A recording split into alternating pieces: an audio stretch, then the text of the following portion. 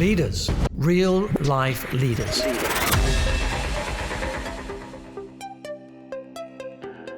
Hey guys, welcome to today's episode, and I'm so excited to introduce to you Tim Cosby. His website is coachingbasedministry.com. Tim, welcome. Tell us a little bit about yourself. Thanks, Chantel. Good to be here today. I'm a coach. I served as a pastor for a large part of my career and then started a coaching business about 11 years ago. And we train professional coaches and certify them. And we go into companies and train managers to coach. But we also have kind of a faith-based arm of the ministry that goes into churches and faith-based organizations with the intent to equip leaders with a coaching approach to ministry.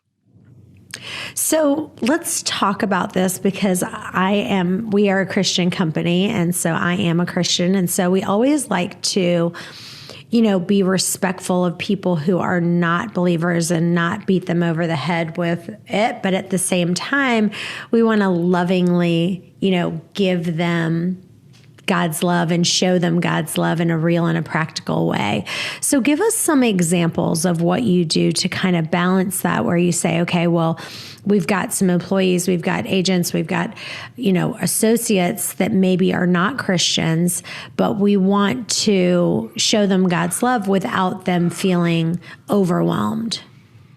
Yeah, that's a good question. And we don't really deal with that specific problem that you just mentioned. When we go into companies, we're not going in as a faith-based organization.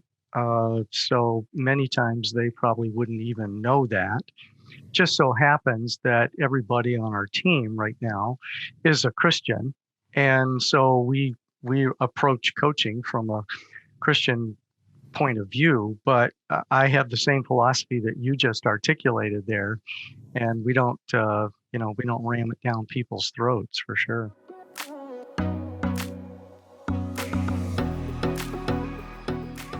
So what challenges is kind of businesses and the church facing when it comes to developing next gen leaders? Yeah. Wow. What a great question. Well, I think things are probably a little different in the church than they are in the marketplace. Let me focus in on coaching-based ministry in the church. From the studies that I read, next gen students are leaving the church. And one of the problems that we've seen is that when pastors and Christian leaders, elders, deacons, whoever's in control, is interacting with this age group, and let's call them, millennials or iGen or whatever, I think a lot of times they might be a baby boomer like me, and they might have learned a different style of leadership that was more kind of expert based, maybe command and control, kind of top down. And so I think sometimes millennials, especially, they don't respond very well to that. They want to be asked questions. They want to feel like they belong. They want to feel like their opinions are being heard.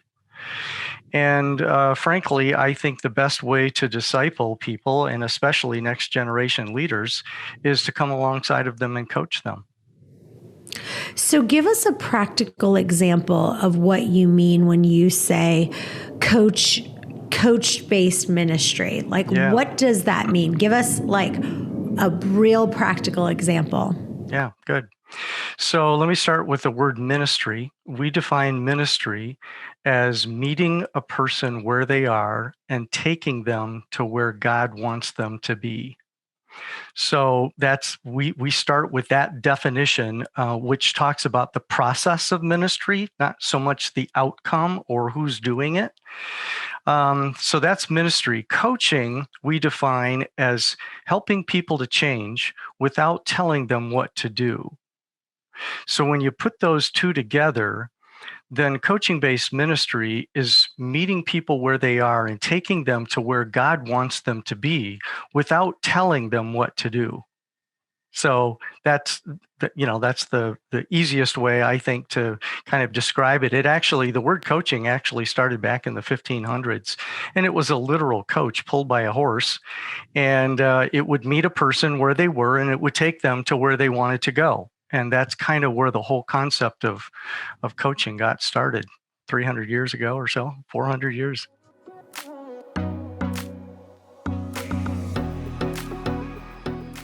I love that. How to get people where they are and getting them to where they want to go. Yeah. So I love what you just said about instead of telling them what to do, you're basically asking them questions. Right. For them to decide themselves, this is what I want to do. Is that what I heard you say? Yeah, exactly. So I will give you an example of something that is I think is a pretty good example. So one night, my husband, he's going to get mad at me for telling this example, but he went to a friends of ours house and I was tired. So I was like, you go and hang out and I'm going to stay home. And he went and had a few drinks. And he drove home, and he has a Tesla. So like the Tesla drives him home. But I felt like because he had told me how much he had to drink, and it was a little bit more than, he wasn't like, not able to drive, but it was a little bit more than I think he should have to be able to drive home. And so he was like, however I said it to him, like I probably said something like, I can't believe you drove home after having, let's say he had 4 drinks. I was like, 4 drinks is a lot. He was like, well, it was a long period of time, blah, blah, blah. And so I must have been more commanding in my response of like, I don't think you should have driven home. And then his exact response to me was, hun, the way that I think you should have asked me that was, do you think that was the wise thing to do to drive home when you had 4 drinks over at their house? So would that be a good example? Yes, it is. I think generally speaking, it is. We teach not to ask yes or no questions, but that question was fine. We have another rule. I call it the "you idiot" rule. And it's about teaching coaches not to ask why questions that come across as kind of judgmental. And so my rule is that if you can put the words "you idiot" on the end of any why question that you ask, then you need to reword that question. So I don't know how your husband received the question that you didn't receive it well. It wasn't received well. Right. I'm just letting you know. I'm going to make sure he does not listen to this episode because he's already going to be so angry with me for even bringing it up. He's going to be like, and my husband, to be on the safe side, like he doesn't drink a lot and he doesn't, drink and drive. So, but anyway, however I said it, I don't remember how I said it. Right. But it was not received well. Sure. And you understand why, because people have come to you before and it feels like there might be accusing you or something. They're kind of putting you on the defense. So we teach our coaches, and in coaching-based ministry, we teach people to ask open-ended questions, really open-ended questions that usually start with a what or a how or a when or a where. Not with is or does or can or will or any of those yes or no kind of words. So in that situation right there, you could have asked him a question like, so honey, talk to me about the decision and what was going on inside of you when you were at our friends and you decided to drive home. I'm just curious to know what was. Okay, let's role play this. Let's role play this because I'll tell you what he said. He's like, well, I do have a Tesla and the Tesla's self-driving me home. So that's one thing. And it was a long period of time. So even though I had 4 drinks, I didn't feel like I was, had too much to drink. And, I felt fine to drive. Yeah. Well, at that point, it's over. Yeah, I wouldn't keep coaching him. Right. But Okay. what you said earlier is exactly right. We're trying to get people to take responsibility and own their stuff. Okay. Hmm. And I think that's where, especially in church faith-based organizations, that leaders, especially from my generation, would do well to learn how to ask better questions and to listen. And frankly, most leaders that I meet, we've trained, 2,500 leaders in business world. Most leaders that I meet aren't very good listeners, especially high profile top leaders, because the reason that they got there is because they were directive and kind of command and control, and maybe they had a good personality, but they're just used to telling people what to do and solving people's problems. That kind of leadership style, I think, is on its way out, hopefully. And what we're seeing is leaders that are learning how to ask questions and respond, not trying to fix people, but to say, well, that was really interesting, Chantel. Tell me a little bit more about that. And so they're getting the person to talk. So what have you tried? What has worked? What hasn't worked? What's the outcome that you're really seeking here? And so you just keep putting the ball in their court and helping them to come up with the solutions.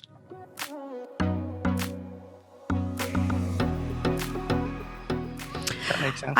Yeah, I loved what you just said. And I thought it was so good that like to regurgitate what I heard you say and have you add on to it. But what I heard you say was, instead of telling people what to do, ask people questions for them to decide themselves, is this what they want to do? And if you could add "you idiot" to any why question, then rephrase it another way. Could you give us some more practical examples of what someone would say? Use it as telling, then make it into a why question where you aren't adding "you idiot" to the end. Yeah. Well, I don't know. You give me a scenario, and then we'll kind of role play Okay. it. So what if an employee had a project that they had to complete and they weren't able to complete it, Okay. and they just had a lot of excuses? Yeah. Okay. So, Chantel, I wanted to talk to you about the project. You and I had talked about this a couple weeks ago. It was due this coming Friday, and what I'm hearing from you is that it doesn't look like you're going to get that done. So, tell me a little bit more about that. It's like, what's going on there? So basically, I just had so many fires come at me. I just had Right. so many fires come at me. I wasn't able to do it. This person needed this person needed that. Time got away from me and I wasn't able to do it. Sure. So, how much do you have left? I still probably have 50% left to do on the project. Okay. And so, as you look at that 50%, how long do you think that would take you? Probably another 2 days to finish it. Okay. Since our client was expecting it on Friday, what does it feel like to look at that in maybe a day and a half or one day to complete it? What does that feel like? I don't want to promise that, because just in case I can't get it done again. And I just have a lot of different people coming at me with, unforeseen things that are kind of fires that I have to put out. Sure. What kind of impact do you think this is going to have on our client? Well, they might lose trust in the fact that we said it would be done at this time and it's not. So they might feel like we're like the boy who cried wolf. Yeah, that could be. So, what do you think is a good way to make sure that that doesn't happen? Lock my door and not let anyone in. Okay. What else? Maybe do some time blocking on the project. Okay. What other kind of support do you need to get this done? I don't think I need any other support. Maybe Okay. hiring another employee to help out. Okay. Uh, well, we could start that conversation perhaps. I really appreciate the work that you've done in the past. This hasn't happened before, so I was a little surprised, and I figured, wow, something really big must have come up to keep you from doing this because this isn't really like you. So I want to support you. And what do you think would be a good next step? I'll need another 2 days to get the project done. So now let's say we're now in the same thing happens. It's 2 more days. The person still doesn't have the project done, and it's still the same excuses that we just talked about. What would then be the next step for that? Yeah. Well, that's a really good question. We do teach a feedback model, a coaching feedback model, and the model is really focused on helping the employee to take full responsibility. So, let's say that scenario came back around, and so now we're talking again, and you just told me that it's going to be another 2 days. So I might say, tell me the obstacles that you ran into.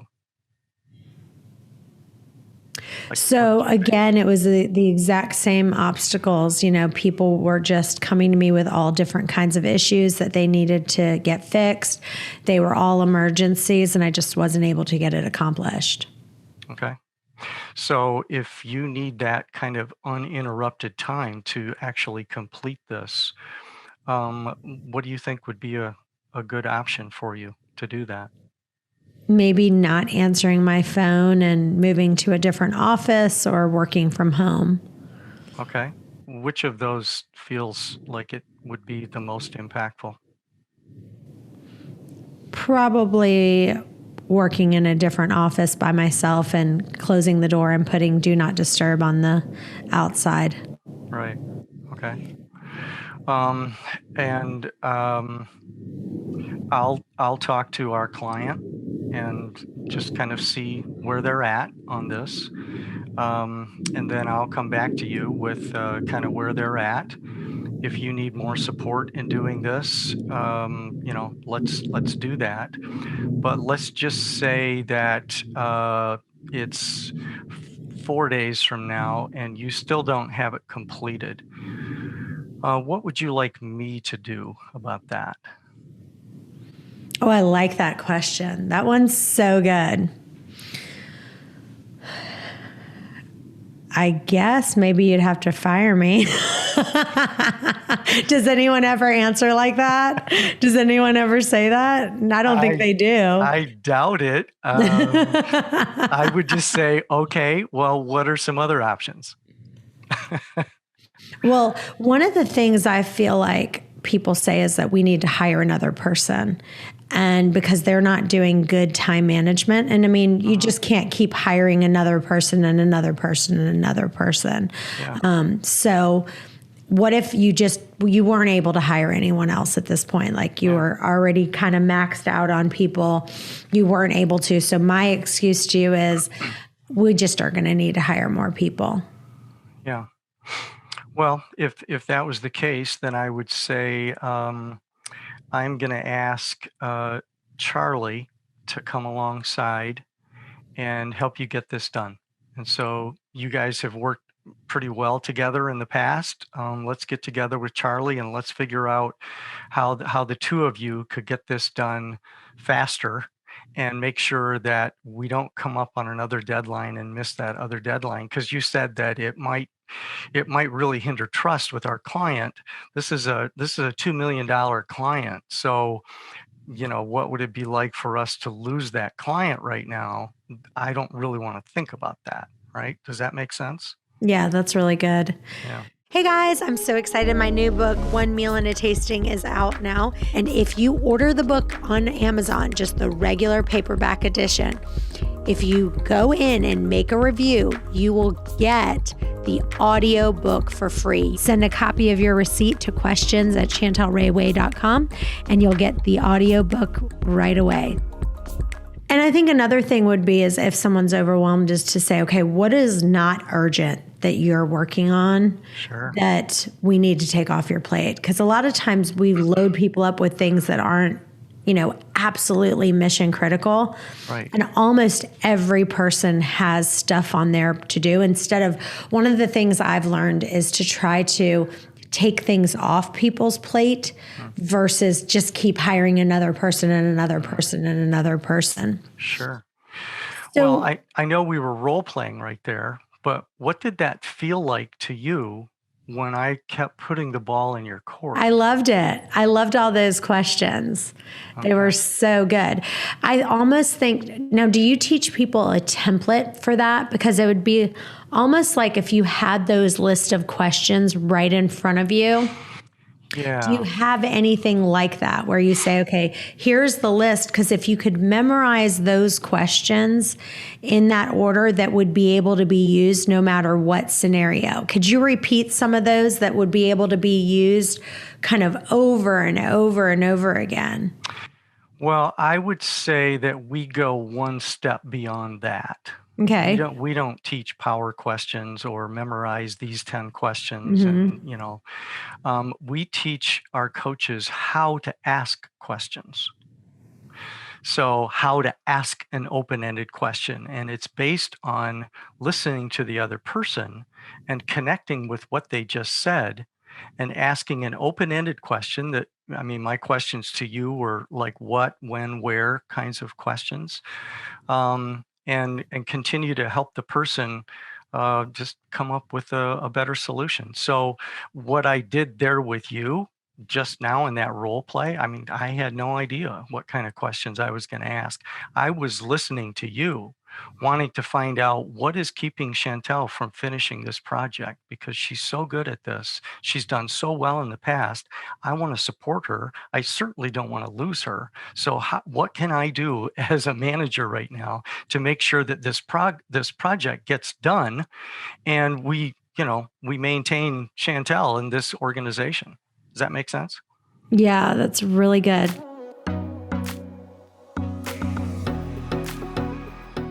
So tell me about, like, if someone said, okay, yeah, this is absolutely what we need. People who are high Ds like me have a struggle with this because it's very easy for us to see something and go, okay, let me tell you exactly what to do. Right. But training yourself to ask these questions.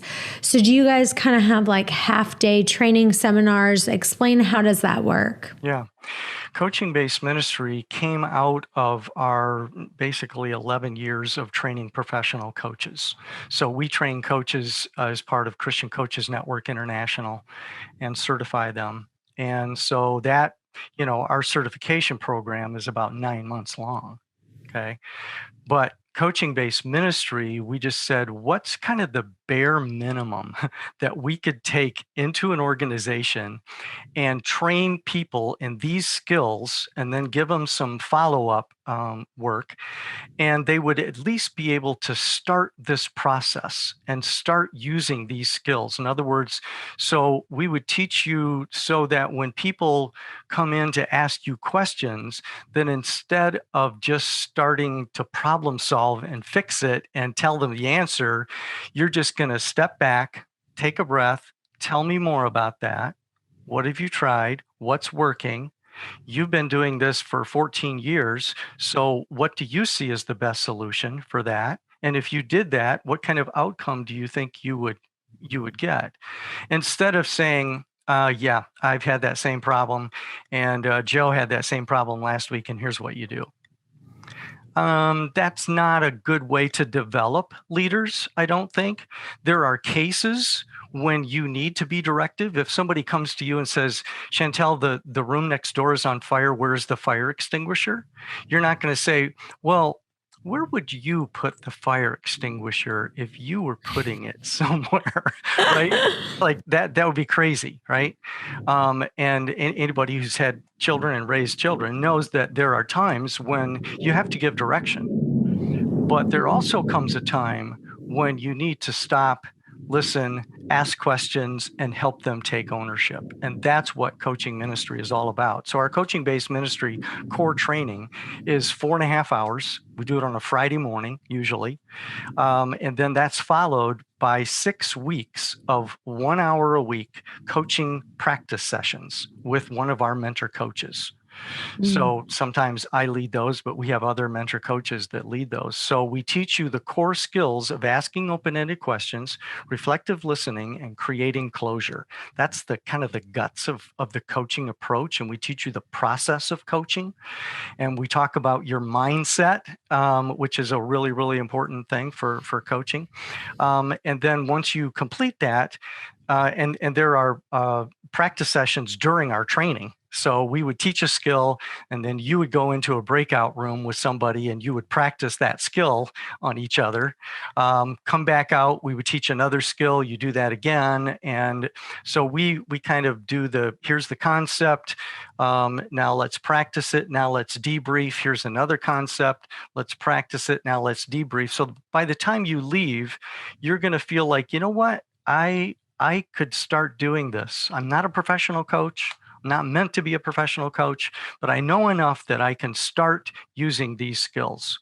And then when you get on our coaching practicum, every week you come in and there might be 10 people, there might be 50 people. It just kind of depends. And we would put you in a breakout room with 2 other people. And one of those people would be observing. One would be coaching and the other one would be coached. So I would say, Chantel, what would you like to talk about today? Coach you. I would be observed by somebody. And then we would debrief after it was done and say, what did you think about that? How did that feel? When you asked this question right here, how could you have asked that differently? That kind of a thing. So our training is 4.5 hours plus 6 weeks of 1 hour a week coaching practicum. And then usually from there, if people want more advanced, we have more advanced classes that they could take. Does that That's answer awesome. your question? Yeah, absolutely.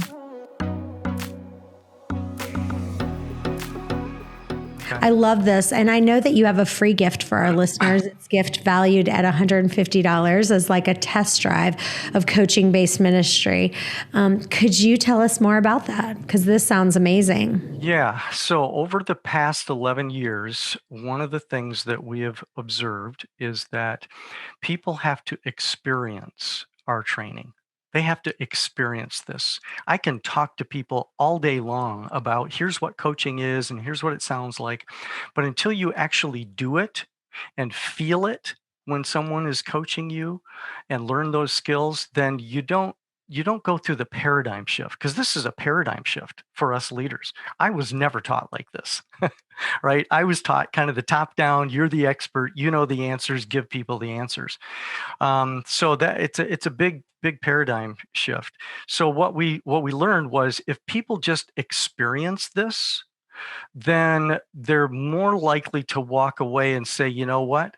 That was better than I thought. That was different than I thought. I thought coaching was mentoring, but it's not. And so I think that this would be good for my team or my leaders or my organizations. So we use this test drive for key leaders, key decision makers, although for the people that are listening to this right now, we would do this for any of your listeners. And you basically click on the test drive, and it's normally $249. It's $97 for the people that are listening to this. And you basically come in for our Friday morning training, and you're there for 4.5 hours, and you get to experience this with other leaders. And then we follow up with you and say, what did you think? What was that like? Does this feel like a good fit? I love that. That's awesome. Okay, I've got one last quick question for you, and then we'll wrap it up. Okay. Let's say that you hire somebody who is in a chief level role. Let's just say you hire maybe a chief financial officer, and maybe you don't want to give them very much direction. Or let's pick a different position. Let's pretend that you had like a chief strategic officer or strategic growth officer, where someone who like their whole job was to hire more locations. Or let's say you had a franchise and they were having to grow the franchises and you were hiring them and they weren't doing what they need. The numbers weren't coming through. Mhm. Let's do some kind of role play where because I think it's a different position when you're leading somebody who you have to give them a little bit more direction, and maybe not, but when somebody is kind of in that chief level position with you, do you feel like you have to even ask more questions, in that role? Or do you feel like that is, it's the same, doesn't matter what employee it is. You're doing the exact same strategy, whether it's you're leading in the same level or if you're leading down, right? Like sometimes you're leading up, sometimes you're leading down, sometimes you're leading straight across. Is that level, is that role of questioning exactly the same, or do you guys have a little bit different when the person's kind of maybe on your same level? We teach the same skills and process no matter who you're coaching. We say we're going to teach you how to coach anyone, anywhere, anytime about anything. So it doesn't matter. Now, if you've got two people and they're peers, and one is, coaching the other person, then they're going to come at this whole thing differently. If you've got somebody that's above this person that you just mentioned there, then they've already established a relationship. And so my guess is that they've already talked about this, and the questions might be a bit more to the directive side of things, just because these people up here shouldn't be the ones that are messing up like the people down here, right? That's not a good way to say that, but the relationship is different up here, and it's different like this. So, but we would teach the same skills. Listen, ask open-ended questions that don't come across as judgmental, to help yourself to understand what's really going on. Joe, you didn't get this done. Our goal was 10 franchises by next week. We're at 5. So talk to me about what's going on, right?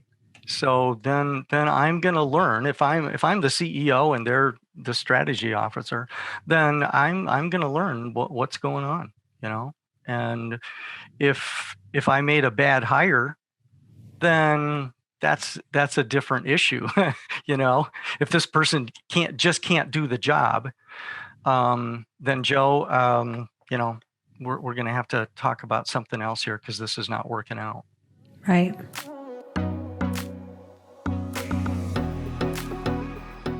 Well, tell listeners where they can find you and where they can follow you. Yeah. My email address is tim@realretention.com. So that's pretty easy to remember that.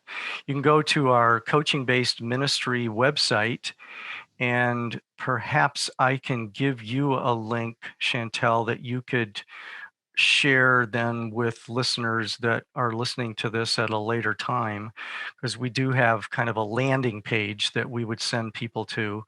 The address to that landing page is like too long to give to them right now. Yeah, we'll put it in the show notes. Yeah, we'll okay. add those in the show notes. Yeah. So I sent that to you in an email already. Okay. But that's how they can kind of take the next step. And there's several things on there. If they get on that welcome page, they can click for a paper that we wrote called "The Problem with Giving Advice," which is a really, really interesting scientific study. They could sign up for a test drive. They could order our book. We wrote a book, Coaching-Based Ministry. It's on Amazon. Or they could just say, I'd like to have an exploratory conversation, just like you and I are having right here. Let's just get on Zoom and let's just talk about this, because I have this organization right here. I've got this many leaders. Here's what's going on. Would this be a good fit for our organization? And we would love to. We do those all the time. Awesome. Well, this has been amazing. Thank you so much. I know I needed to hear this, and I'm excited to join that. I definitely know a lot of people need to hear that. So thank you for sharing the message and shining your light for the Lord. So thank you for doing that. And Thank you guys stay tuned. We have another episode coming up in just a few. Bye-bye for now. Thanks for listening to this episode of Real Life Leadership. If you'd like to get the show notes or access more resources, log on to reallifeleaders.com/podcast to get the show notes from this episode and any other resources we might have mentioned. And also, we'd love to hear from you. Be sure to review or rate this podcast on Apple Podcasts to help spread the word. And if you have any leadership questions you want answered, email podcast@reallifeleaders.com.